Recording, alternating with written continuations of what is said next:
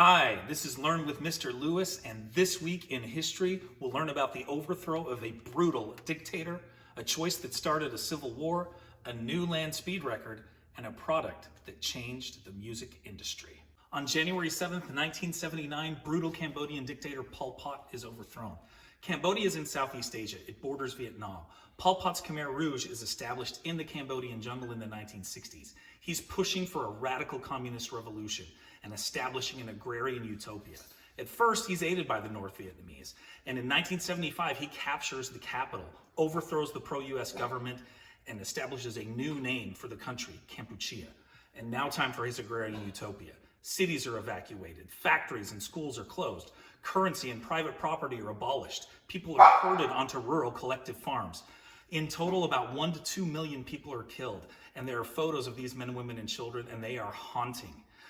He kills intellectuals, or skilled workers. Just knowing a foreign language could get you killed, or owning eyeglasses or a wristwatch, because that was technology. Eventually, the Vietnamese overthrow him and set up a more moderate government. On January 8th, 1815, General Andrew Jackson leads Americans to victory in the last battle of the War of 1812. Now, the War of 1812 was between Britain and the United States. It's all about trade and the impressment of U.S. sailors. In September of 1814, the U.S. Navy gets a victory on Lake Champlain, and this leads to peace negotiations in Belgium. The treaty is signed on December 24th. But of course, word doesn't make it across the Atlantic in time, and British forces attack New Orleans. However, French pirate Lafitte has warned Americans, and they're ready. And Jackson has 4,500 militiamen who are holed in. 7,500 British soldiers attack. They make 2 assaults, both fail. Many of these militiamen are marksmen from Kentucky and Tennessee. There are 2,000 British casualties. For the U.S., just 8 killed and 13 wounded. Of course, it has no bearing on the outcome, but it's big for national pride. It elevates Jackson's status. It leads to his election in 1828. And of course, the 1959 #1 hit, the Battle of New Orleans. On January 9th, 2001, Apple launches iTunes, revolutionizing the way we listen to music. 2 former Apple employees, Bill Kincaid and Jeff Robin, had created a desktop MP3 player called SoundJam MP in the late 1990s. Apple decides to buy them out and then rehire them and their partner in the year 2000 to create a standard MP3 player for its computers. The result is iTunes. Now, iTunes makes things easy to burn, these CDs, really easy to burn and to manage your digital music files. And you can get this large library of music at your fingertips. iTunes' impact, of course, would not be the same without the iPod that comes out later in 2001. Steve Jobs' next move, he makes a deal with the 5 major record labels to sell their content via iTunes, and thus opens the iTunes Music Store in 2003, where individual songs are priced at just 99 cents. Digital music comes out of the black market, but of course, in 2014, services like Spotify start to challenge iTunes. On January 10th, 49 BC, Julius Caesar crosses the Rubicon River with his army. Gaius Julius Caesar was a Roman patrician, but he was popular with the masses. As governor of Gaul, he had just completed a successful war of expansion in essentially what is modern-day France. But his popularity was rather unpopular with many conservative Roman leaders.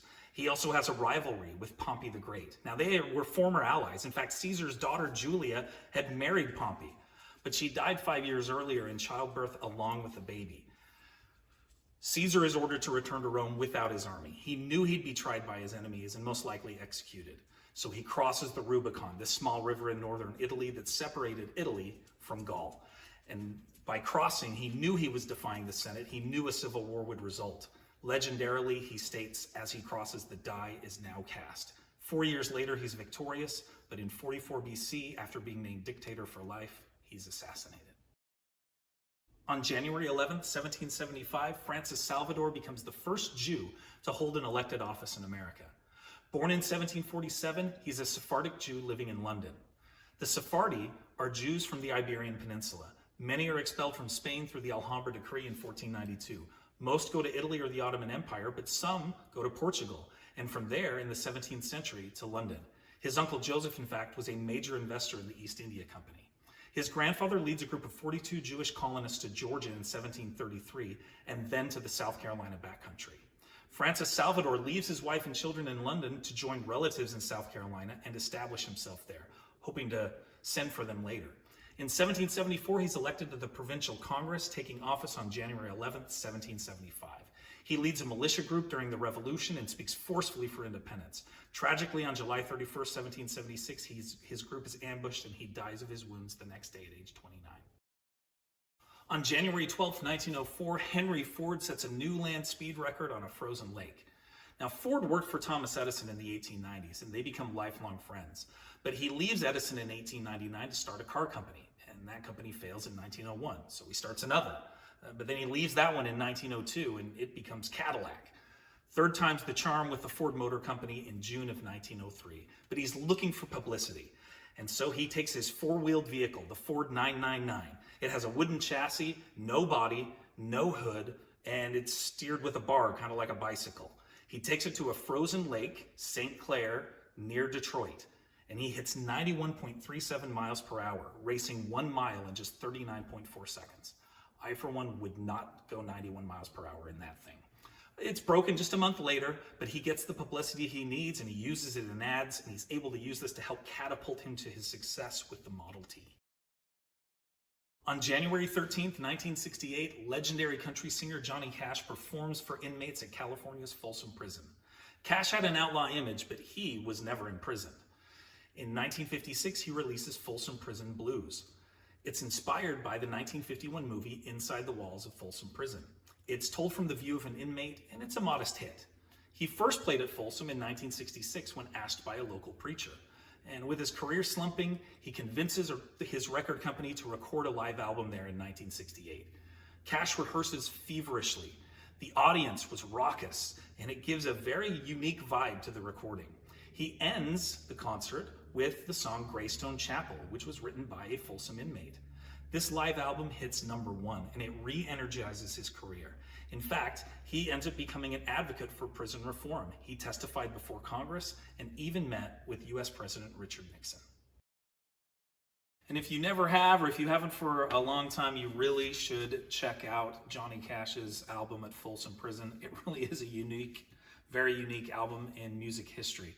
And speaking of some of the other events this week, Pol Pot, I'll never forget when I first learned about Pol Pot. I was in, I guess, elementary school. My parents were watching 60 Minutes, and there was a segment about Pol Pot, and never been able to forget that.